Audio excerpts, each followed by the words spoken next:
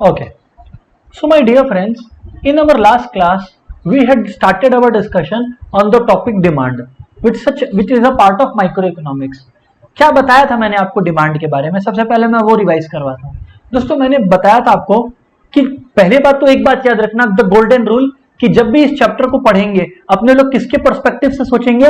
बिल्कुल सही बोलते हो आप लोग, अपने कंज्यूमर के पर्सपेक्टिव से सोचेंगे। अपने को कंज्यूमर को मद्देनजर रखते हुए, दिमाग में रखते हुए अपने को सारा डिसीजन, सारा डिस्कशंस करना है। ठीक है, ठीक है sir, cool, we get this sir, move on sir. अब डियर फ्रेंड्स, बातचीत को आगे बढ़ाते हैं। सुनिएगा आप लोग बात को। डिमांड का डेफिनेशन मैंने आपको बताया था कि demand is the quantity consumed by the consumers at a particular price at a particular point of time. मैंने कहा था कि जब भी डिमांड का डेफिनेशन देंगे एट अ पर्टिकुलर प्राइस और at a particular point of time लिखना जरूरी है, बिकॉज प्राइस और टाइम के साथ साथ डिमांड भी बदलता है। ये बात बताया था आप लोगों को लास्ट डे।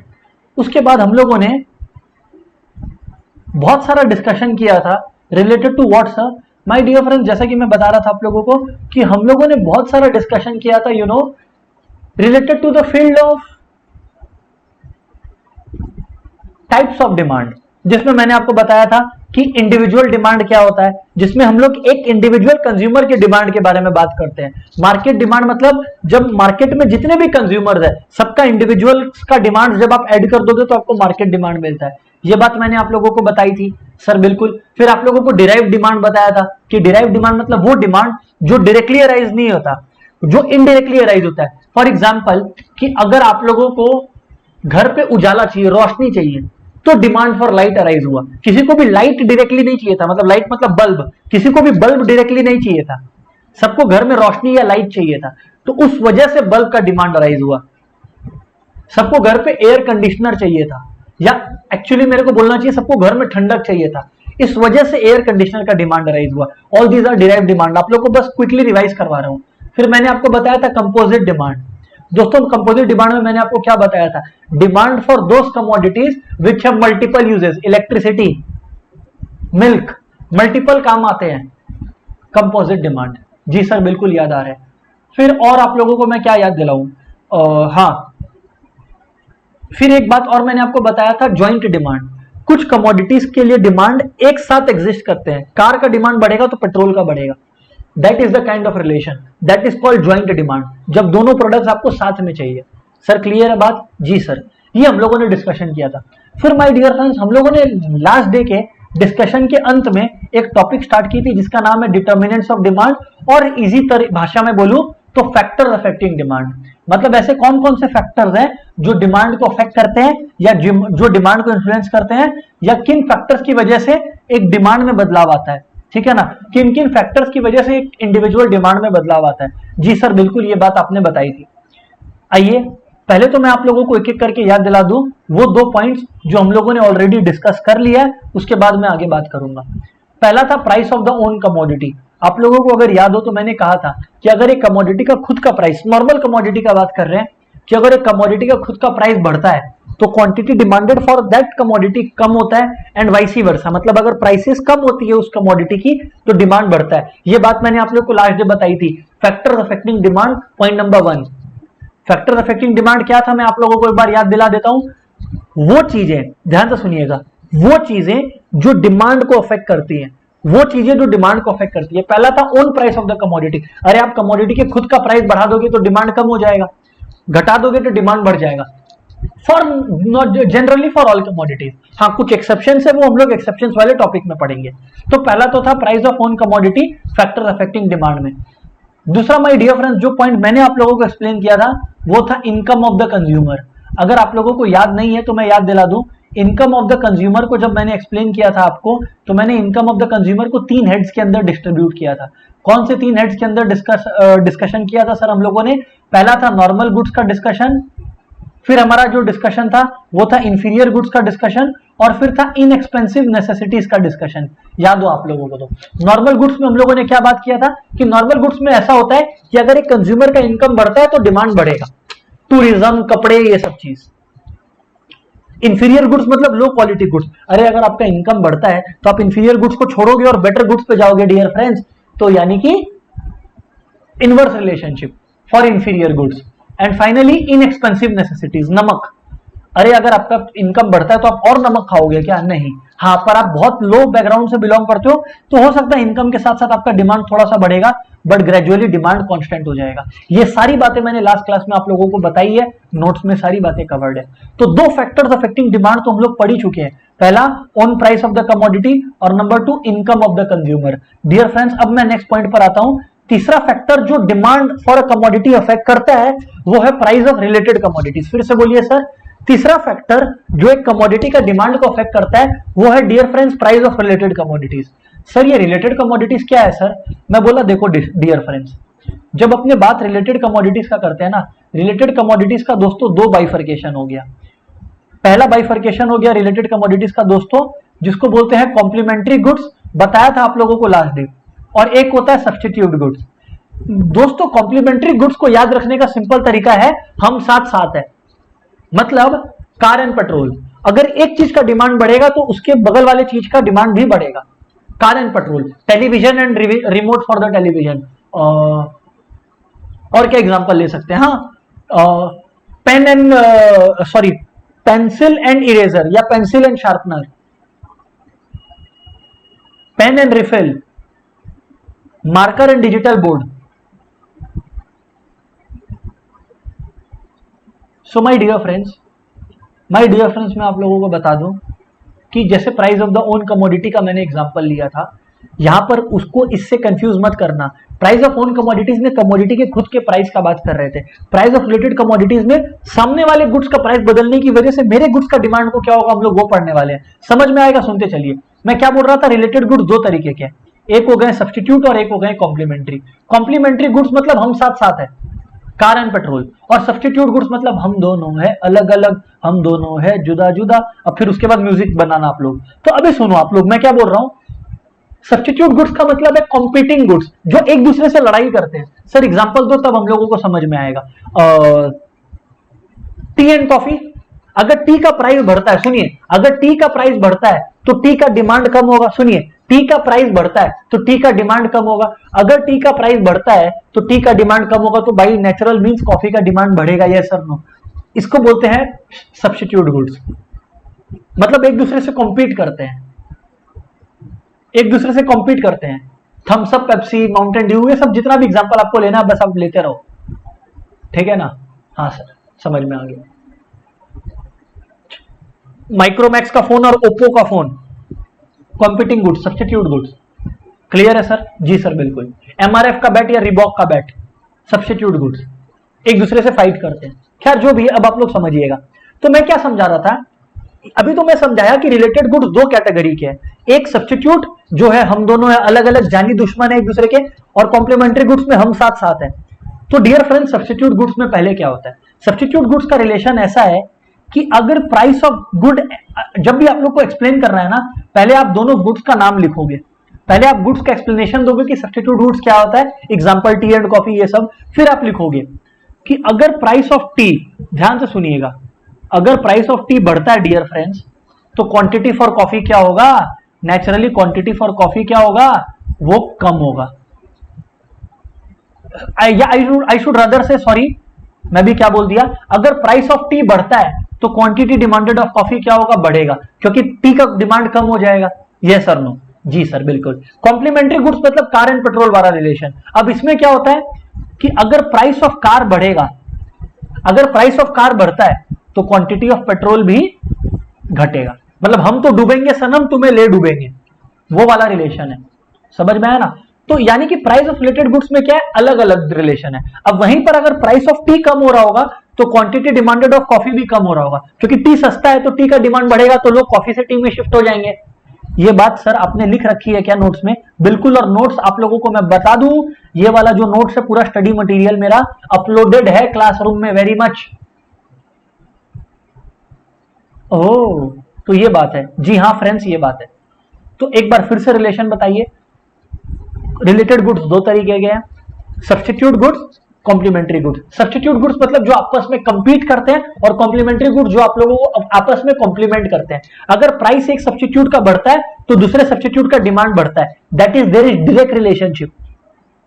मतलब अगर कोई मेरे को बोले ना कि भाई इसका ग्राफ बना के दिखाओ या इसका डायग्राम बना के दिखाओ, तो मैं कुछ ऐसा बना के दिखाऊंगा, कुछ इस तरह का सब्स्टिट्यूट गुड्स का डायग्राम। ये है प्राइस, ये है क्वांटिटी एक्सेस। तो इसमें जो होगा डायरेक्ट रिलेशनशिप है। व्हाई? बिकॉज आपको पता है, बिकॉज आप लोगों को पता है कि अगर प्राइस ऑफ टी बढ़ रहा है तो क्वांटिटी ऑफ कॉफी क्या हो रहा है, बढ़ रहा है। यस और नो, तो डायरेक्ट रिलेशनशिप। पर वहीं पर मेरे को कोई बोले कि कॉम्प्लीमेंट्री गुड्स का डायग्राम बना के दिखाओ, है ना। अच्छा, इनफैक्ट एक चीज याद रखिएगा, हाँ ये तो समझ में आ गया। अब अगर कोई मेरे को बोले कॉम्प्लीमेंट्री गुड्स का डायग्राम बना के दिखाओ, तो मैं दोस्तों कुछ ऐसी बात बताऊंगा, या आप लोग भी कॉपी कर लीजिएगा, ठीक है। सुनिए, मान लीजिए इसका डायग्राम ऐसा होता है, डाउनवर्ड स्लोपिंग होता है। सर आप लोगों का स्ट्रेट अवे क्वेश्चन आएगा कि भाई क्यों डाउनवर्ड स्लोपिंग क्यों होता है। मैं बोला सुनिएगा आप लोग बात। डाउनवर्ड स्लोपिंग दोस्तों इस वजह से होता है, डाउनवर्ड स्लोपिंग दोस्तों इस वजह से होता है, ये रहा देखिए क्यों होता है डाउनवर्ड स्लोपिंग। बिकॉज आपको पता है कि अगर प्राइस ऑफ कार ये है और क्वांटिटी ऑफ पेट्रोल ये है, तो प्राइस ऑफ कार बढ़ेगा तो क्वांटिटी ऑफ पेट्रोल, जी हाँ बिल्कुल सही बोलते हो आप, कम होगा। My dear friends, there you have it. Dear friends, ये दोनों डायग्राम्स कॉपी कर लीजिए और ये बताइए यहां तक का बात, प्राइस ऑफ रिलेटेड गुड्स तक का बात सबको क्लियर है, कैसे ये एक factor affecting demand of a commodity है। यो और नो एवरीबॉडी, बताइए, फिर मैं आगे बढ़ूंगा नेक्स्ट फैक्टर पर। Come on everyone, waiting for your response dear friends.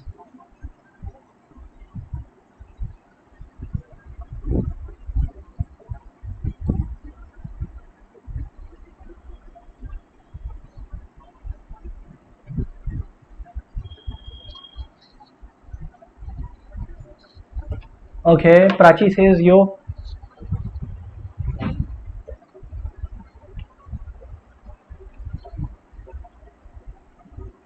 सारे फ्रेंड्स का रिस्पॉन्स का वेट कर रहा हूं।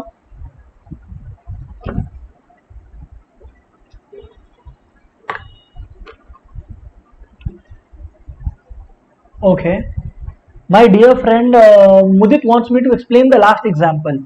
मुदित, मैंने यही कहा डियर फ्रेंड कि कॉम्प्लीमेंट्री गुड्स में अगर मुदित आप ये समझिए कि गाड़ी है ना, गाड़ी का प्राइस अगर बढ़ेगा मुदित, तो गाड़ी का डिमांड कम होगा। और डियर फ्रेंड मुदित, अगर गाड़ी का डिमांड कम होगा तो नेचुरली आपका पेट्रोल जो है उसका भी डिमांड कम होगा। यस और नो?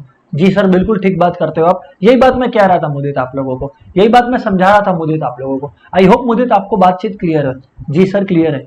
ऑलराइट, फिर से कार का प्राइस बढ़ा तो कार का डिमांड कम हुआ। अरे भाई, कार का कम हुआ डिमांड, तो ऐसा तो है नहीं कि आप पेट्रोल का डिमांड अभी भी मेंटेन करके रखोगे कि किसी दिन मूड हुआ यार आज तो खाली बैठे हैं, वेदर बड़ा सुहाना है, बड़ा रोमांटिक सा फील हो रहा है, जाके पेट्रोल खरीद के ले आए।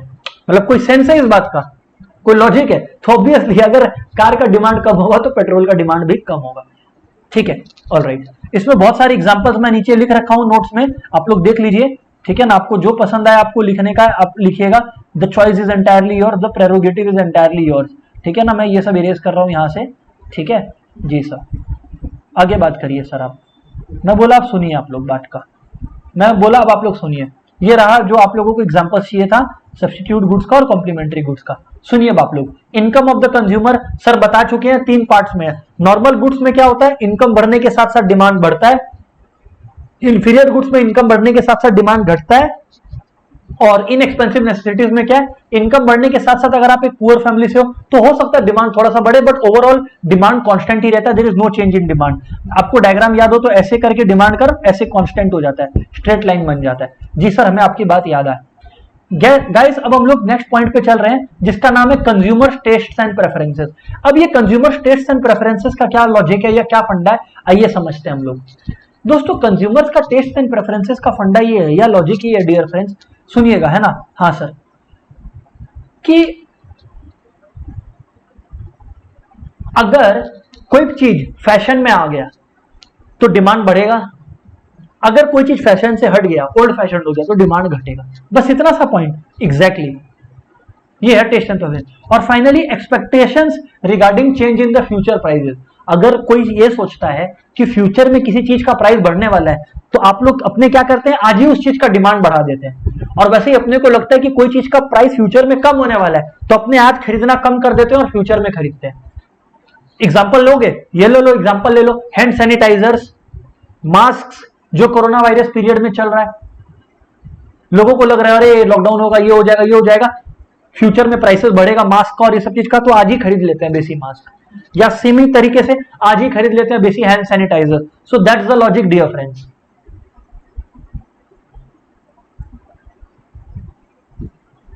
ओह सर, बातचीत तो आपकी समझ में आई हमारे. मैं बोला वेरी वेरी गुड, मैं बोला वेरी वेरी गुड. तो ये हो गया दोस्तों एक्सपेक्टेशन रिगार्डिंग फ्यूचर प्राइस. तो सर बस इतना ही फैक्टर्स अफेक्टिंग डिमांड पढ़ना है. हाँ, इतना ही काम का है. अच्छा, यहां पर सर ब्रैकेट में लिखा हुआ है इंडिविजुअल डिमांड. इसका क्या मतलब है? मतलब फैक्टर्स अफेक्टिंग इंडिविजुअल डिमांड, मतलब एक इंडिविजुअल कंज्यूमर का डिमांड किन किन चीजों पर निर्भर करता है. प्रोडक्ट के प्राइस पर, रिलेटेड प्रोडक्ट्स के प्राइस पर, उसके इनकम पर, उसके टेस्ट एंड प्रेफरेंसेस पर जो वो आसपास देखता है, और फ्यूचर में उसको क्या लगता है प्राइसेस का क्या होने वाला है. ठीक है ना जी सर. मार्केट डिमांड का डिटर्मिनेंट्स, मतलब मार्केट डिमांड मतलब ओवरऑल मार्केट का डिमांड को कौन कौन सा फैक्टर अफेक्ट कर सकता है. दो तीन पॉइंट से सुन लीजिए. जैसे साइज एंड कंपोजिशन. अरे भाई, अगर कंट्री का पॉपुलेशन बढ़ रहा है मतलब ओवरऑल मार्केट डिमांड ज्यादा होगा. अगर पॉपुलेशन कम है तो मार्केट डिमांड कम होगा. बात खत्म. नेक्स्ट है सीजन एंड वेदर. अरे भाई, अगर विंटर चल रहा है तो जैकेट्स का डिमांड बढ़ेगा, बारिश चल रहा है तो अम्ब्रेला का डिमांड बढ़ेगा, vice versa. Similarly distribution of income. अगर आप उस सोसाइटी में रहते हो जहां पे मेजॉरिटी लोग हाई क्लास है, हाई इनकम लोग है, अमेरिका, स्विट्जरलैंड, तो आपको पता है कि जो डिमांड है वो ज्यादा होगा for luxurious products and necessities का सबका टेकन केयर होगा. लेकिन अगर आप एक पुअर कंट्री में रहते हो तो डिमांड जो है वो इनइक्वली डिस्ट्रीब्यूटेड रहेगा. तो यहां पर मार्केट डिमांड का बात हो रहा था, मतलब टोटल का बात कर रहा था. चीजों को अगर टोटलिटी में देखें तो what are the factors that affect them? Overall population, season going on and the overall distribution of income, कि क्या सोसाइटी में इनकम इक्वली डिस्ट्रीब्यूटेड है. जैसे for example if equally distributed है तो डिमांड फॉर कमोडिटी जनरली ज्यादा रहता है. पर अगर अनइवन है तो आप देखोगे रिच लोग तो लग्जरी मांग रहे हैं और पुअर लोग के पास नेसेसिटी का भी डिमांड नहीं है, मतलब हिसाब नहीं है. That is the logic that goes on. Alright sir, sir आपकी बात समझ में आ गई हमारे. अब मैं बोला नेक्स्ट कंसेप्ट है डिमांड फंक्शन. सर ये डिमांड फंक्शन ये सब क्या हो गया सर? ज्यादा कुछ नहीं है, टाइम पास है. डिमांड फंक्शन का मतलब ये होता है कि जब हम लोग लिखते हैं एक relationship between what, between the demand and the factors that affect demand. जैसे for example on price of the commodity, price of related commodities, income of the consumer. मतलब इस तरह से जब आप इसको लिखते हैं ना एज अ फंक्शनल रिलेशनशिप, जैसे मैथ्स में करते थे ना y इक्वल्स टू 2x², तो बस जब आप डिमांड को इस प्रकार लिखते हैं उसको बोलते हैं डिमांड फंक्शन. ये रहा, देखिए ना यहां पर यही लिखा हुआ है और कोई बहुत बड़ा हैवी टॉपिक नहीं है. It is the relationship between quantity demanded and the factors influencing it. कहानी खत्म.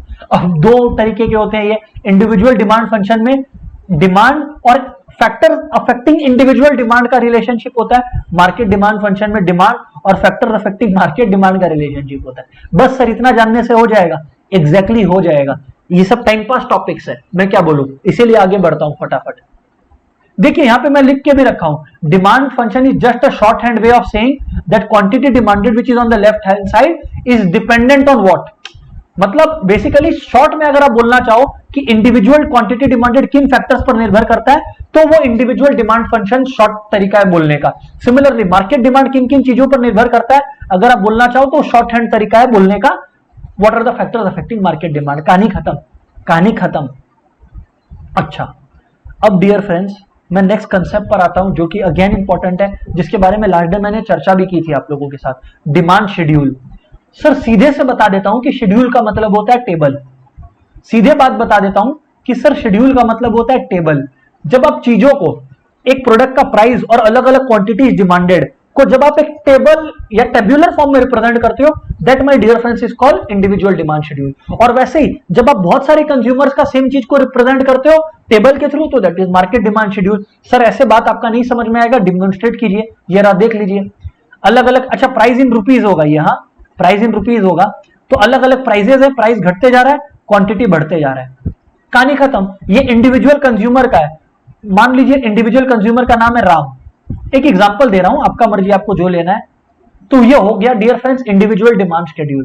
सो what is individual demand schedule? A table showing relationship between price and quantity for an individual consumer. What sir, फिर से एक बार, what is individual demand schedule? A table showing relationship between price and quantity demanded of a commodity by an individual consumer. कहानी खत्म। ओह, तो ये हो गया दोस्तों इंडिविजुअल डिमांड शेड्यूल। जी हाँ सर, बिल्कुल ये हो गया इंडिविजुअल डिमांड शेड्यूल। इसमें ज्यादा कहानी करने का दरकार नहीं है, डेफिनेशन लिखो, एग्जांपल लो, कहानी खत्म, नीचे आगे बढ़ो। टाइम पास मत करना क्वेश्चन में बैठ के। ओके सर नहीं करेंगे, आपने कहा, हमने माना। Sir market demand schedule, dear friends, अब मैं आपसे बात करने वाला हूं dear friends market demand schedule का। जरा बताइए सर क्या है ये market demand schedule. My dear friends, market demand schedule का मतलब जब अपने लोग demand for a commodity by different individuals का एक टेबल बनाते हैं तो that becomes market demand schedule. जैसे फॉर एग्जांपल प्राइस है 54321, अब एक है कंज्यूमर नंबर ए और एक है कंज्यूमर बी। आप लोग तीन भी ले सकते हो, पर बुक्स का कहना है और सीबीएसई बोर्ड का कहना है कि भैया एक कंज्यूमर का ले लो, दो कंज्यूमर का ले लो, मार्केट हो गया, खत्म कहानी, ज्यादा कहानी मत करो। तो ये है 1 2 3 4 5, ये है 2 3 4 5 6, आपकी मर्जी है। बस ये याद रखना प्राइस घट रहा है तो क्वांटिटी आपको बढ़ाना है, बाकी कितना बढ़ाना है वो आपकी मर्जी है। तो डियर फ्रेंड्स, जब आप लोग अलग अलग प्राइसेस पर क्वांटिटीज को सम अप करके लिखो, 1 + 2 3, 2 + 3 5, 3 + 4 7, तो ये जो टेबल बनता है दैट इज मार्केट डिमांड। तो सर जब भी मार्केट डिमांड का टेबल बनाना है, डायरेक्टली सिर्फ मार्केट डिमांड नहीं लिख सकते, इंडिविजुअल भी डेमोन्स्ट्रेट करना जरूरत है। Definitely yes. आपको क्या लिखना है, what is market demand schedule. Market is a sum of individuals. Market demand schedule shows relationship between price and quantity for the entire market. कहानी खत्म, for a particular commodity.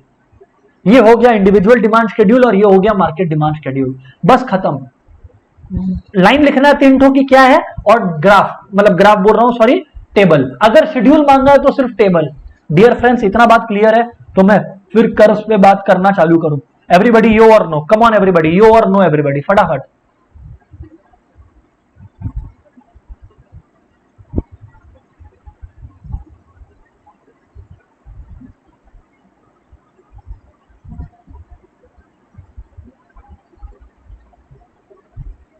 Come on friends, yo और no.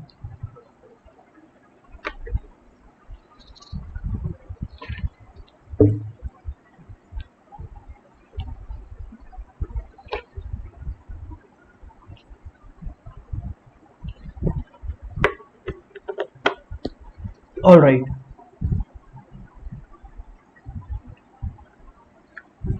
बहुत simple concept है, I know this and I appreciate the fact कि it needs this much time only. मतलब इससे ज्यादा time देना इसको मतलब डिसरिस्पेक्ट टू टाइम इटसेल्फ है, वैसा वाला बात मेरे को लगता है।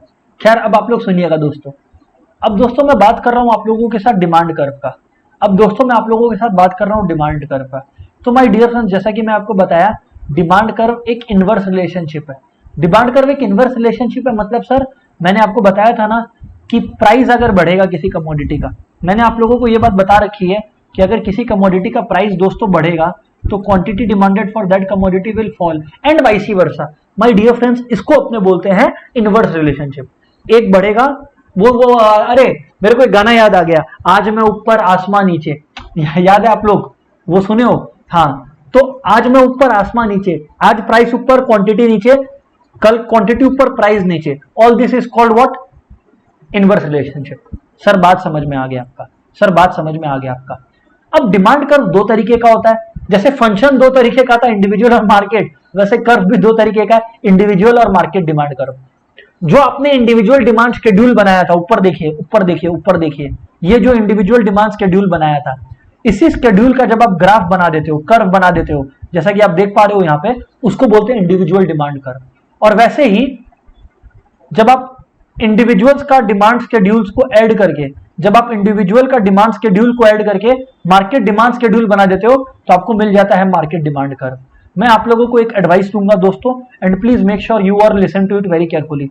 मार्केट डिमांड कर्व को आप दो तरीके से बना सकते हो। याद रखना, स्टूडेंट्स लोग एक मिस्टेक करते हैं। अच्छा, पहले इंडिविजुअल डिमांड कर्व का एनालिसिस कर लेते हैं। देखिए सिंपल सी बात ये है, इंडिविजुअल डिमांड कर्व में मैं यहाँ पे बगल में बनाता हूं जिससे आप लोगों को कोई ऊपर नीचे करने का दरकार ना पड़े। सुनिए दोस्तों, बोलिए सर। ये है प्राइस, ये है क्वांटिटी। हमेशा वाई एक्सिस फैक्टर को दिखाएगा और एक्स एक्सिस इकोनॉमिक्स में क्वांटिटी को दिखाएगा। ये बात तो आप लोग को याद रखना पड़ेगा। ये प्राइस हो गया डियर फ्रेंड्स और ये क्वांटिटी हो गया डियर फ्रेंड्स, ठीक है? ये डियर फ्रेंड्स ओरिजिन हो गया। अब आप लोग समझने की कोशिश करना, अगर किसी चीज का प्राइस 1 है तो क्वांटिटी मतलब प्राइस 5 रुपीज है तो क्वांटिटी 1 है, प्राइस 4 है, अच्छा दोनों का इंटरसेक्शन यहां हो रहा है, अगर प्राइस 4 है क्वांटिटी 2 है तो इंटरसेक्शन यहां हो रहा है, प्राइस 3 है क्वांटिटी 3 है, यहां है, यहां है। अब डियर फ्रेंड्स इसको ज्वाइन कर लीजिए। अब डियर फ्रेंड्स जब आप इसको ज्वाइन कर लोगे, there you have it, there you have the demand curve dear friends, कहानी खत्म। इसको बोलते हैं demand curve my dear friends. ओह, ये हो गया इंडिविजुअल डिमांड कर्व। मतलब आप गलती कर ही नहीं सकते, गलती कर ही नहीं सकते। अगर आप प्लॉटिंग जानते हो बेसिक ग्राफ्स का, जो कि 9-10 में टीचर जी सिखाई थी, तो फिर आप you know master, you are already the master there. All right sir.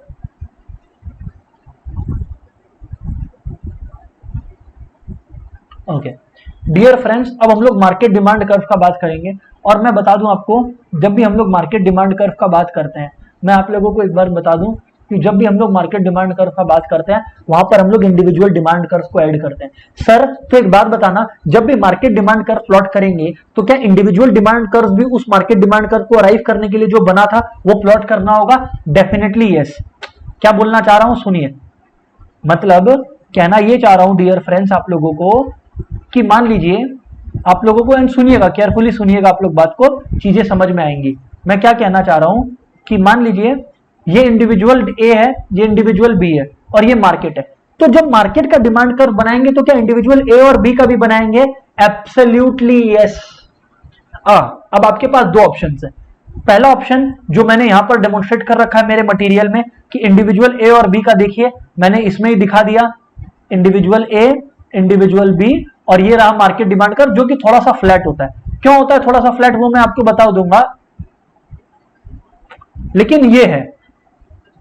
लेकिन टू बी वेरी ऑनेस्ट, अगर कोई मेरे से पूछता है ना कि सर आपका पर्सनल प्रेफर्ड तरीका क्या है, आपका पर्सनली प्रेफर्ड तरीका क्या है टू ड्रॉ दिस कर्व्स, तो मैं बोलता हूं अलग अलग बनाना। मतलब सेम लाइन में प्राइस क्वांटिटी इंडिविजुअल ए, प्राइस क्वांटिटी इंडिविजुअल बी और price quantity market.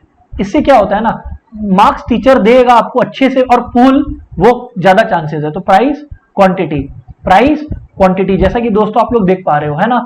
Similarly dear friends price और क्वांटिटी।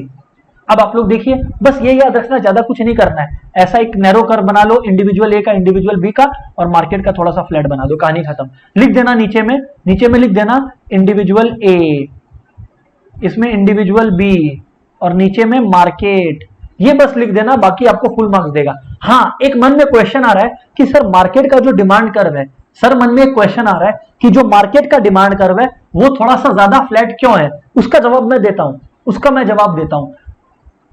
पर overall guys, individual demand curve और मार्केट डिमांड कर्व समझ में आ गया है क्या? यो और नो बोलेंगे तो मैं आगे बढ़ूंगा और फिर आपको फ्लैटर वाला रीजन बताऊंगा। जवाब आपका, उसके बाद मेरा नेक्स्ट जवाब, फटाफट एवरीबॉडी, यो और नो।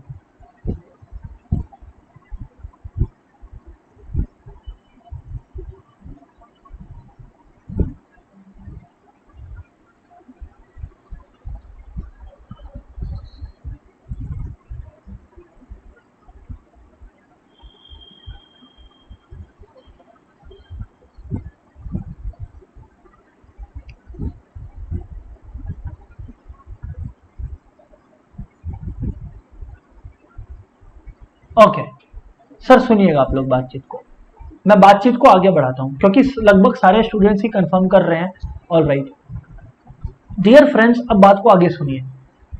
देखिए क्वेश्चन है कि मार्केट डिमांड का रिलेटिवली फ्लैट क्यों है। मैं आपको एक चाइल्डहुड एग्जांपल लेता हूं और उससे फिर आप लोगों को आगे बढ़ाता हूं। जब अपने बचपन में अपने को मार पड़ता था, तो मान लीजिए अपने को ऑप्शन मिलता है अपने बचपन में कि दो में से एक जगह तुमको मार पड़ेगा। थप्पड़ तो पड़ने वाला है, कहां चाहिए? ऑप्शन वन गाल पे, ऑप्शन 2 पीठ पे, पीछे में, बैक में। आप लोग बताइए दोस्तों, आप लोग कौन सा ऑप्शन यूज करोगे? मेरे को तो पता है मेरा आंसर, आप लोग बताइए आप लोगों का क्या आंसर होगा, गाल पे या पीठ पे, ये बताइए आप लोग बस। और इसी आंसर में छुपा हुआ है मार्केट डिमांड का फ्लैट क्यों है, उसका आंसर। थोड़ा सा अजीब लग रहा है बट ठीक है, क्लियर करूंगा लॉजिक को।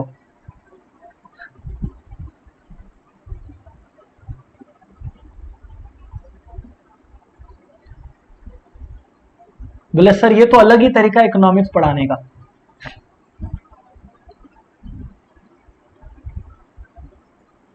अच्छा प्राची बोल रही है सर पीठ पे मार दो चलेगा।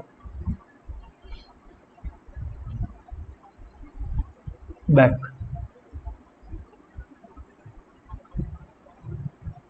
मेरे को इसी से याद आता है, हालांकि मैं इस क्वेश्चन को और इस क्वेश्चन का आंसर को इस क्वेश्चन का जो आंसर है उसको मैं दूंगा, पर यही बात मेरे को याद आता है कि मैंने लास्ट बैच में पूछा था तो एक स्टूडेंट ने आंसर दिया थप्पड़ से डर नहीं लगता साहब प्यार से लगता है, तो मेरे हंसी आ गया था क्लास में। अब क्या बोलूं आपको, शेयर किया बस आप लोग के साथ, वो भी एक इंस्टेंस था। ठीक है, खैर अब मैं आप लोगों को बताता हूं कि हाँ मैक्सिमम लोग बैक बोलेंगे और बैक बिल्कुल सही आंसर है। अब मैं आपको लॉजिक देता हूं कि बैक क्यों सही आंसर है और क्यों बैक हम लोग प्रेफर करेंगे। डियर फ्रेंड्स, क्योंकि आपको पता है जब आपको पड़ेगा तो बैक जो है आपका, उसमें जो थप्पड़ का जोर है वो अब्सॉर्ब हो जाएगा और स्प्रेड हो जाएगा, पर गाल तो बहुत छोटा है तो उस पर कॉन्सेंट्रेटेड रहेगा पूरा का पूरा जोर। हाँ सर बिल्कुल। सिमिलरली जब आप मार्केट में एक इंडिविजुअल का डिमांड को प्लॉट करते हो तो एक इंडिविजुअल पे फोकस करते करते हो तो ज्यादा नैरो होता है कर्व, लेकिन जब सारे इंडिविजुअल्स को एक साथ ले लेते हो तो जो नैरोनेस है वो चला जाता है, क्योंकि मार्केट सब सारे इंडिविजुअल्स का जो डिमांड है उसको बेटर ऑब्जॉर्व करता है, और जब मार्केट उसको बेटर ऑब्जॉर्व करता है तो डिमांड का रिलेटिवली फ्लैट हो जाता है। ये फील करने वाला बात है, बोलो सबको फील हुआ कि नहीं हुआ? क्योंकि एक इंडिविजुअल में जो चेंजेस है वो ज्यादा दिख सकता है, पर ओवरऑल मार्केट में देखेंगे तो वो चेंजेस कम है। फॉर एग्जांपल अगर मैं क्लास में लोगों का रिजल्ट देख रहा हूं 80% किसी का 95%, तो एक सरप्राइज होने का चांस ज्यादा है जब मैं एक इंडिविजुअल को देखूं, पर ओवरऑल क्लास को देखूं तो 86% एवरेज है क्लास का।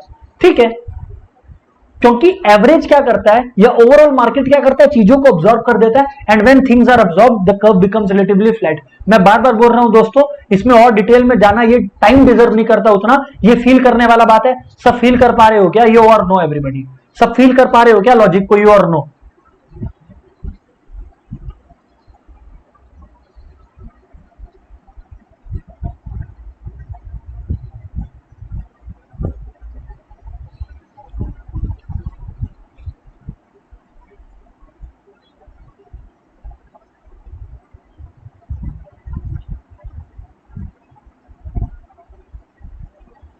यस सर, समझ में आ गया। Very good, very very good. Dear friends, अब मैं चलता हूं एक नेक्स्ट कंसेप्ट पर, जो कि बहुत ही सिंपल सा और प्यारा सा कंसेप्ट है, जिसका नाम है दोस्तों स्लोप ऑफ डिमांड कर्व। क्या होता है ये स्लोप ऑफ डिमांड कर्व? दोस्तों कोई भी चीज का जो स्लोप होता है ना, हालांकि अब मैं, हो सकता है आप में से कुछ लोग बहुत स्ट्रांग हो मैथ्स में, कुछ लोग हो जो इतने स्ट्रांग नहीं हो मैथ्स में, तो मैं चाहता हूं and this is my deepest desire कि मैं इसको मैथमेटिकली एक्सप्लेन करूं कि स्लोप क्या होता है, बट कहीं ना कहीं मेरे को फील होता है कि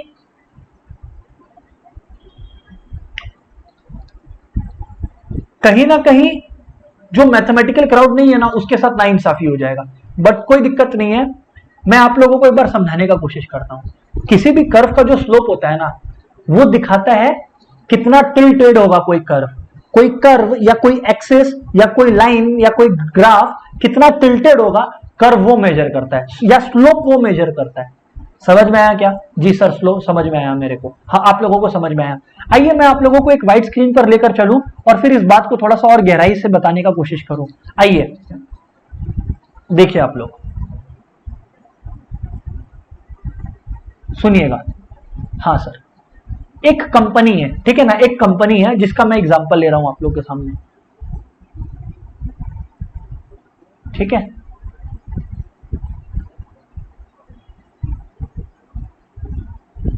अब ये जो कंपनी है इसमें ये वाई एक्सिस है और ये एक्स एक्सिस है। मेरा एक क्वेश्चन आने वाला है, सबको को जवाब देना पड़ेगा, और अगर सबको जवाब नहीं दिए, मैं बार बार एक बार बोल रहा हूं, देखिए मैं बहुत प्यार से और एकदम आराम से पढ़ा रहा हूं, लेकिन अगर मैं ऐसा नोटिस करता हूं कि कुछ लोग हैं जो कंसिस्टेंटली जवाब नहीं दे रहे हैं क्लास में, तो फिर उनका क्वेश्चन का डाउट भी फिर रिस्पॉन्ड नहीं करने वाला मैं, straight away I am telling this.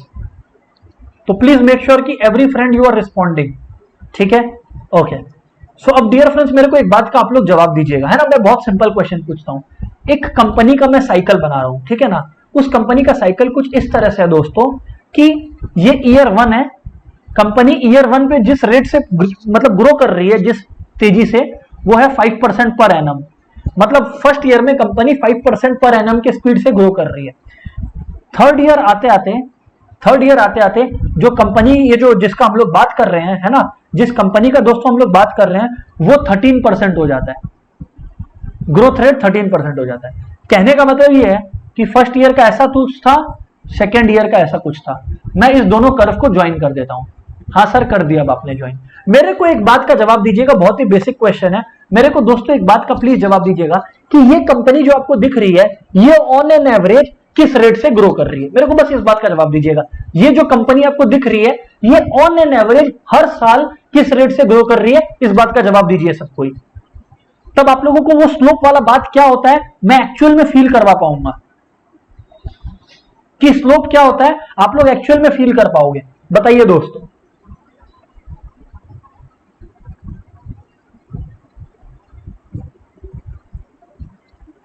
On an average company her year किस रेट से ग्रो कर रही है, खाली इतना जानना चाहता हूं। एवरी ईयर, इसमें बहुत ज्यादा मैथ्स का फंडा और फॉर्मूला का काम नहीं है।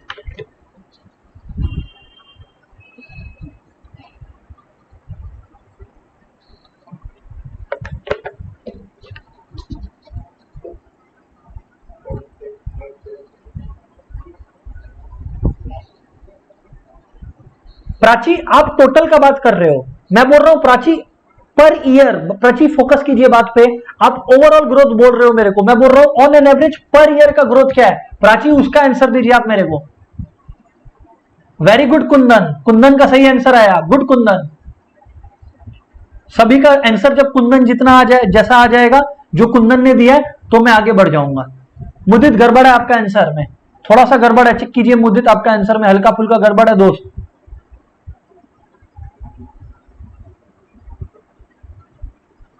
पर ईयर का ग्रोथ बोल रहा हूं दोस्तों।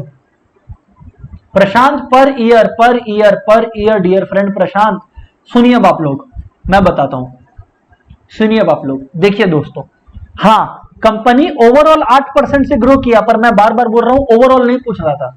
जी हाँ, कंपनी ओवरऑल 8% से ग्रो किया, लेकिन डियर फ्रेंड्स कंपनी ये जो 8% से ग्रो किया है ये कितना साल लग गया इसको 8% से ग्रो करने में? 2 साल लग गया ना। तो अगर 8% से ग्रो करने में दोस्तों 2 साल लग गया तो एक तो यानी कि 1 साल में कितना ग्रो किया? 1 साल में कंपनी 4% से ग्रो किया, यस और नो? तो ये 4% पे दोस्तों आप लोग कैसे आए? आप लोग सबको बोलोगे सर ये कौन सी बात हुई? सिंपल है ना, ये 4% में आने के लिए हम लोगों ने ये किया सर कि हम लोगों ने 13 में से, हम लोगों ने जो 13 है उसमें से 5 माइनस किया और जो नीचे में 3 है उसमें से हम लोगों ने 1 माइनस किया। मैं बोला अच्छा 13 माइनस 5 8, 3 माइनस 1 2, ये किया हम लोगों ने। मैं बोला इसका मतलब आप लोग अग्री करते हो कि आप लोगों ने ये किया कि अगर इसको मैं x1 बोल दूं, इसको मैं x2 बोल दूं, इसको मैं y2 बोल दूं और इसको मैं अगर y1 बोल दूं, तो आपने बेसिकली किया क्या है?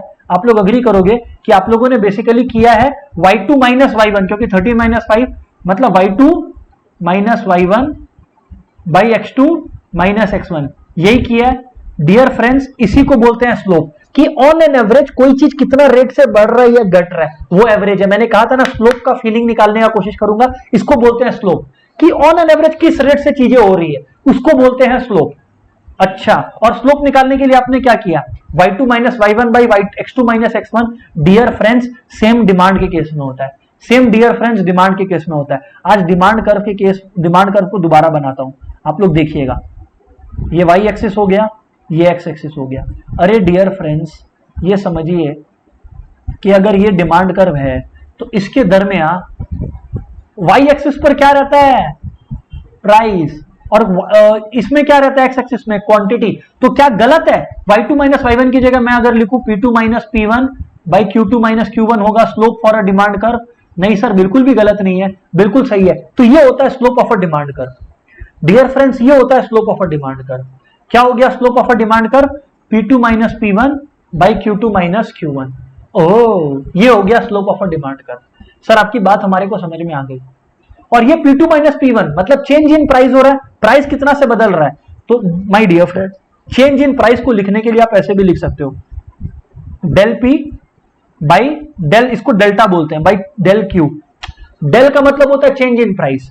तो इसका मतलब अगर आपको मैं एक एग्जांपल दे के बताऊं कि मान लो एक प्रोडक्ट का प्राइस जब 10 रुपीज है तो उसका क्वांटिटी, लेट्स से एक एग्जांपल लेता हूं 100 यूनिट्स है, पर अगर उस प्रोडक्ट का प्राइस जो होता है वो मान लीजिए दोस्तों 8 रुपीज हो गया, तो उसकी जो क्वांटिटी होती है वो बढ़ के 120 हो जाती है। तो डियर फ्रेंड्स आप लोग समझिए, प्राइस घटा तो P2 minus P1 Y axis है, तो P2 माइनस P1 मतलब 8 माइनस 10 यानी कि -2 divided by Q2 minus Q1 यानी कि 120 माइनस 100 यानी कि 20, तो कट गया -1/10। ये -1/10 दोस्तों स्लोप हो गया। आपसे पूछा जाता है कि why is the slope negative, ये जो स्लोप आया यहाँ पे जो माइनस आया, why is it negative? Dear friends answer है because price and quantity are inversely related. अगर डायरेक्टली रिलेटेड होते तो स्लोप पॉजिटिव आता।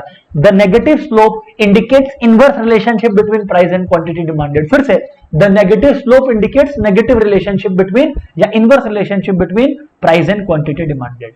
माय डियर फ्रेंड्स, अब मेरे को लगता है कि जो भी जरूरत था स्लोप के बारे में आप लोग को मैं बता दिया। ये रहा देख लीजिए, change in price by change in quantity बता दिया, और साथ में आपको ये भी बता दिया कि due to inverse relationship between price and quantity demanded the slope is negative. Dear friends सबको क्लियर है? यो और no everybody? Come on everybody, फटाफट रिस्पॉन्ड करेंगे।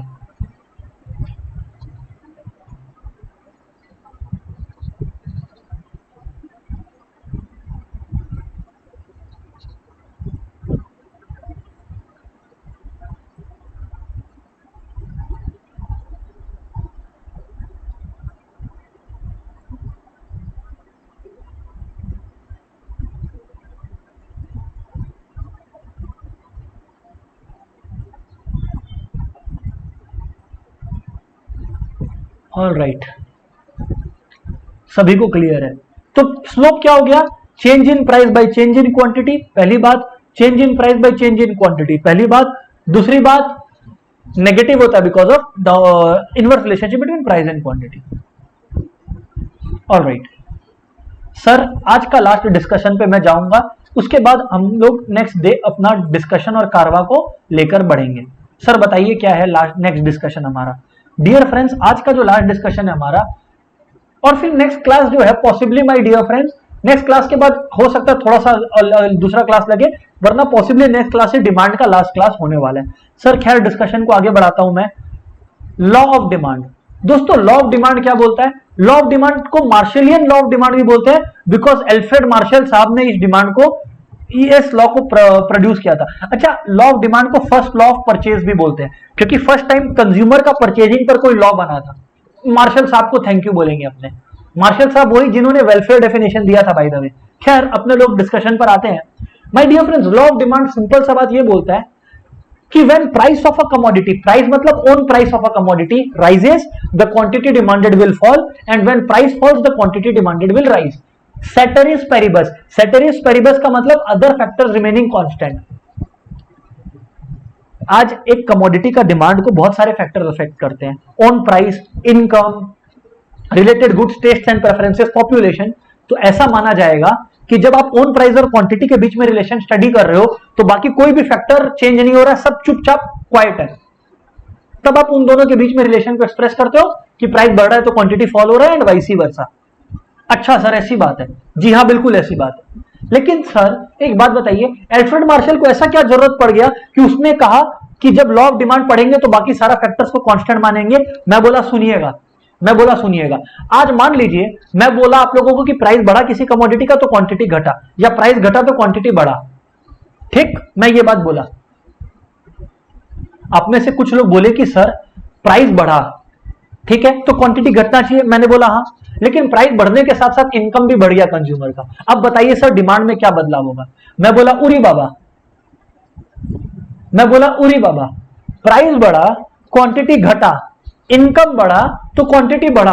अब मेरे को समझ ही नहीं आ रहा है कि होगा क्या, क्योंकि प्राइस भी बढ़ रहा और इनकम भी बढ़ रहा, और ये प्रैक्टिकल सिनेरियो है रियल लाइफ में। हो सकता है चीज महंगा हो और साथ साथ में मेरा इनकम का इंक्रीमेंट भी हो, कोई बड़ी बात तो नहीं है कि कुछ इम्प्रैक्टिकल है। हाँ सर हो सकता है। तब आप लोग मेरे से पूछे कि भाई डिमांड का क्या होगा? मैं बोला यार इसका जवाब तो मेरे पास नहीं है, क्योंकि अगर प्राइस बहुत तेजी से बढ़ेगा इनकम से कम तेजी से तो डिमांड घटेगा, अगर प्राइस कम तेजी से बढ़ेगा और इनकम ज्यादा तेजी से बढ़ेगा तो डिमांड बढ़ेगा, और दोनों सेम तेजी से बढ़ेगा तो फिर डिमांड में कोई बदलाव नहीं होगा, ऐसा मेरे को लग रहा है। पर कितने सारी पॉसिबिलिटीज पैदा हो जाएंगी अगर आप दो तीन फैक्टर को एक साथ लोगे। अच्छा मान लो कोई मेरे को बोलता है प्राइस ऑफ ओन कमोडिटी बढ़ रहा है, इनकम ऑफ द कंज्यूमर बढ़ रहा है और प्राइस ऑफ सब्स्टिट्यूट गुड्स कम हो रहा है। हम बोलेगा अरे बाप रे बाप, तो क्वांटिटी का क्या होगा, मैं तो पढ़ ही नहीं पाऊंगा और मैं तो बता ही नहीं पाऊंगा आप लोगों को। सर बिल्कुल ठीक, अल्फ्रेड मार्शल को भी यही डर था जो डर मेरे को है। अल्फ्रेड मार्शल ने कहा दूर सब प्रॉब्लम एक बार में शेष করে দেবো, I will solve all the problems at once. उन्होंने कहा अदर फैक्टर रिमेनिंग कांस्टेंट, मतलब अब तुम ये क्वेश्चन ही नहीं पूछ सकते, क्योंकि अल्फ्रेड मार्शल ने कहा कि हम लोग अज्यूम कर रहे हैं कि बाकी सारा फैक्टर जो डिमांड को अफेक्ट कर सकता है वो कांस्टेंट है।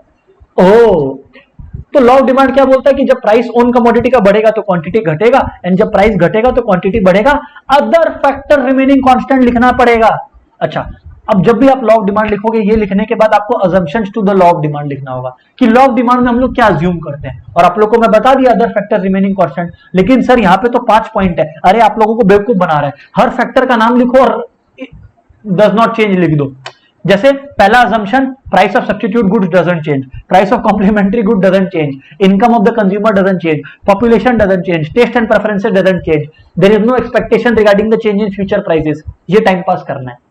तो जब भी लॉ ऑफ डिमांड पे शॉर्ट नोट्स आएगा, पहले लॉ ऑफ डिमांड लिखोगे, मार्शल ने लिखा दिया वो लिखोगे, अजम्पशन लिखोगे ऐसे, और फिर डिमांड शेड्यूल बनाओगे इंडिविजुअल का जो कि मैं सिखा चुका हूं, और फिर डिमांड कर्व बनाओगे। इतना कर दिए, एग्जामिनर के आंख में आंसू आएगा और आपके पेपर में पूरा मार्क्स देगा वो।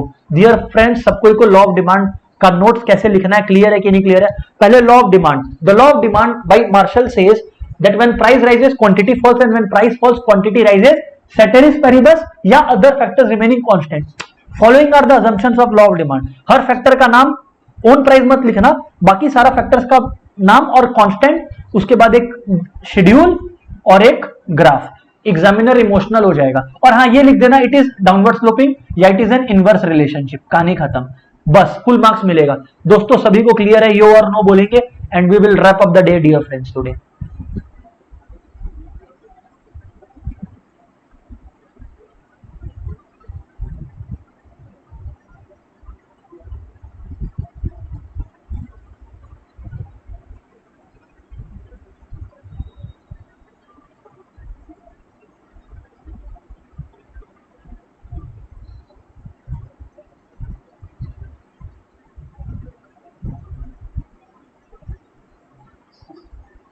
All right, so dear friends, अगर सबको क्लियर है, so dear friends, I don't have anything else to add today. Bye bye everyone.